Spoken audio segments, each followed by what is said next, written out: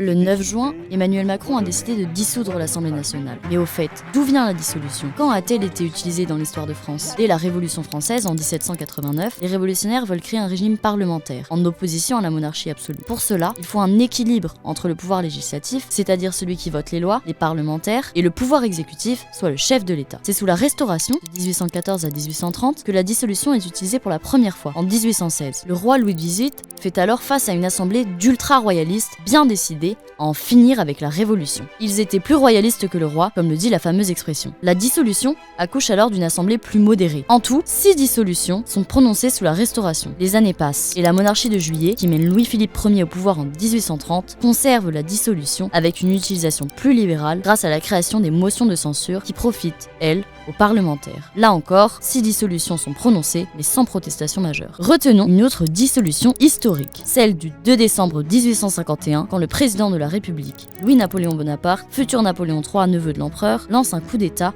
par la dissolution de l'Assemblée. Un an plus tard, il instaure le Second Empire, où le droit de dissolution appartient à l'empereur. Sous la Troisième République, la dissolution n'est utilisée qu'une seule fois, en mai 1877, et c'est un échec cuisant. Le monarchiste MacMahon, alors président de la République, s'oppose à la majorité républicaine de la Chambre des députés. Enfin, cette dissolution s'achève par sa défaite politique et sa démission. Sous la Quatrième République, le processus de dissolution est tellement encadré par la loi que le pouvoir exécutif n'arrive pas à l'utiliser, sauf une fois, en 1955. S'ajoute à cela l'instabilité ministérielle permanente, 24 gouvernements se succèdent en 12 ans, ce qui la rend quasi inopérante. Depuis 1958 et jusqu'à aujourd'hui, dans la 5e République de Charles de Gaulle, la dissolution reste un pouvoir propre du président de la République, le général voulant un pouvoir exécutif fort et stable. En 66 ans, la dissolution a été utilisée 6 fois, en comptant celle d'Emmanuel Macron. La précédente remonte à 1997, il y a 27 ans, Jacques Chirac était alors au pouvoir.